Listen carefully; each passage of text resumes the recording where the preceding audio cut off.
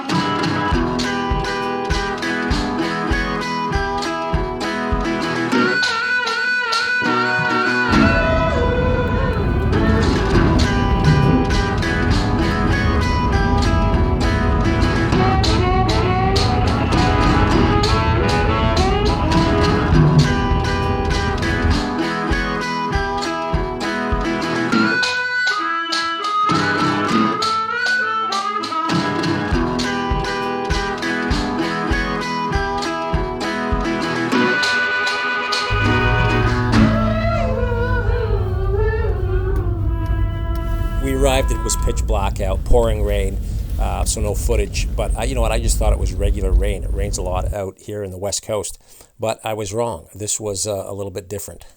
The reason I came out here was to check on the boat. I've got some work to do on it, and I just wanted to get some measurements and stuff done.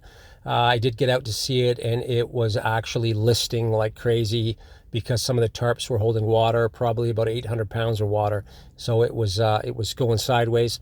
I did fix that temporarily and wanted to get up the next day, but the last 2 days, the highway to get to it was blown out. So I couldn't, actually missing parts of the highway, falling into the ocean, and I couldn't get to it. So that didn't happen. But in the meantime, we're stuck here, so I'm going to do this video on the GX 470 suspension lift I did, and I'll show you some details with that. And you know what, I'm going to show you this little tiny home we're in, which is pretty cool. Here's where we're staying tonight. Check this out. What an awesome place. And right here is the little cabin.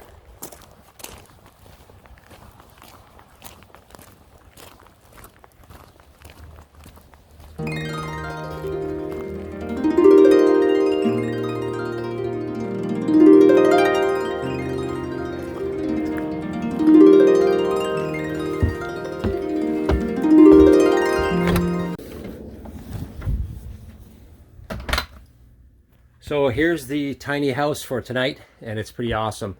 That's the front door, and there's the front window. I don't know how big this is square feet wise, maybe 400 or so. And up top, as you come in the front door, there's a loft bed there, which looks like queen size, and there's the ladder, just pulls down.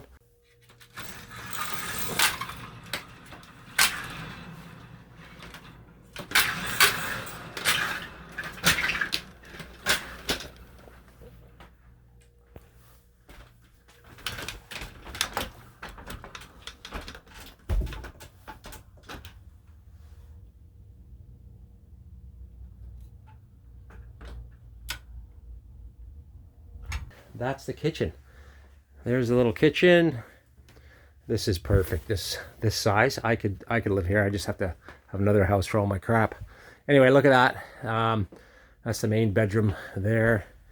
And walk through here, a little wood burning stove. No, I don't know. I think it's a pellet stove. Maybe it's just electric. I'll have to check it. And here's the washroom. It's pretty nice, eh?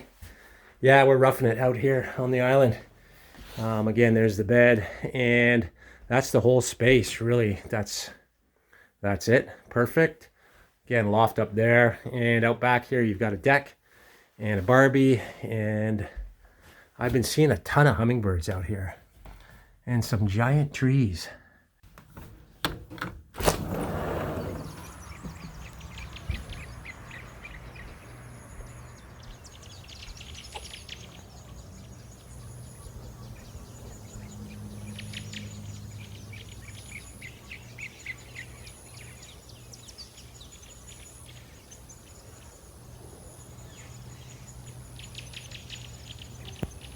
Here's our little guy. We brought him with us. We had a big dog, but she passed away about a month ago. So this guy's been hanging with us on this adventure. We bring his blanket because he's a bit of a weirdo. Anyway, that's it. That's our digs for the next couple nights. And the last one we were in was a beauty cabin, a really rustic, beautiful cabin.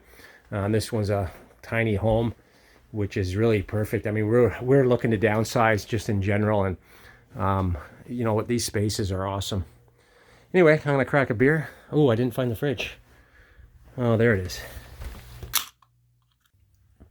There's my fruit, and I believe there's vegetables underneath that cheese, and there's some meat. So that's really all you need.